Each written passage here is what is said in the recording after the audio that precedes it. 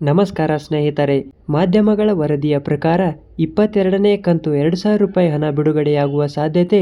ಪ್ರಧಾನಿ ನರೇಂದ್ರ ಮೋದಿಯವರ ನೇತೃತ್ವದ ಈ ಯೋಜನೆಯು ಪ್ರತಿ 4 ತಿಂಗಳಿಗೊಮ್ಮೆ ₹2,000 ನೀಡುವ ಮೂಲಕ ಕೃಷಿ ಕ್ಷೇತ್ರಗಳನ್ನು ಸುಗಮಗೊಳಿಸುತ್ತಿದೆ ಮತ್ತು ಸ್ಥಿತಿ ಚೆಕ್ ಮಾಡಿ KYC ಪೂರ್ಣಗೊಳಿಸಿದರೆ ತಕ್ಷಣ ಹಣ ಪಡೆಯುವ ಸಾಧ್ಯತೆ ಇದೆ ಸ್ನೇಹಿತರೆ.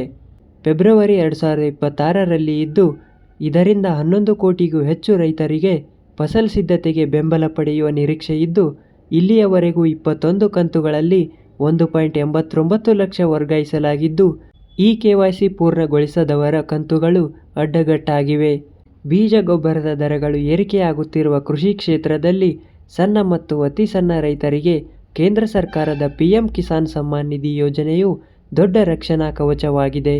ಸ್ನೇಹಿತರೆ, PM ಕಿಸಾನ್ ಸಮ್ಮಾನ್ ನಿಧಿ ಯೋಜನೆಯು 2019ರಲ್ಲಿ ಪ್ರಧಾನಿ ನರೇಂದ್ರ ಮೋದಿಯವರ ನೇತೃತ್ವದಲ್ಲಿ ಆರಂಭವಾದ ಕೇಂದ್ರ ಸರ್ಕಾರದ ಮಹತ್ವಾಕಾಂಕ್ಷಿ ಕಾರ್ಯಕ್ರಮವಾಗಿದ್ದು, ಸಣ್ಣ ಮತ್ತು ಅತಿ ಸಣ್ಣ ರೈತರಿಗೆ ಪ್ರತಿ ವರ್ಷ 6,000 ನೇರ ಬ್ಯಾಂಕ್ ಖಾತೆಗೆ ನೀಡುವ ಮೂಲಕ ಫಸಲ್ ಸಿದ್ಧತೆಗೆ ಬೆಂಬಲ ನೀಡುತ್ತಿದೆ.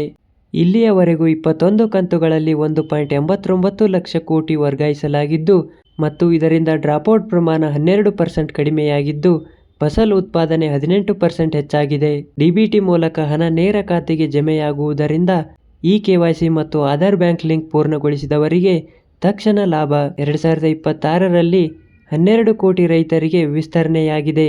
ನೋಡಿ ಸ್ನೇಹಿತರೆ, PM ಕಿಸಾನ್ ಯೋಜನೆ 22ನೇ ಕಂತಿನ ಹಣ ಫೆಬ್ರವರಿ ತಿಂಗಳಲ್ಲಿ ಜಮಾ ಆಗುವ ಸಾಧ್ಯತೆ ಇದೆ. ಸ್ನೇಹಿತರೆ, ನೀವೇನಾದರೂ ನಮ್ಮ ಚಾನಲನ್ನು ಮೊದಲನೇ ಬಾರಿಗೆ ನೋಡ್ತಾ ಇದ್ರೆ ದಯವಿಟ್ಟು ನಮ್ಮ ಚಾನಲ್ಗೆ ಸಬ್ಸ್ಕ್ರೈಬ್ ಆಗಿ.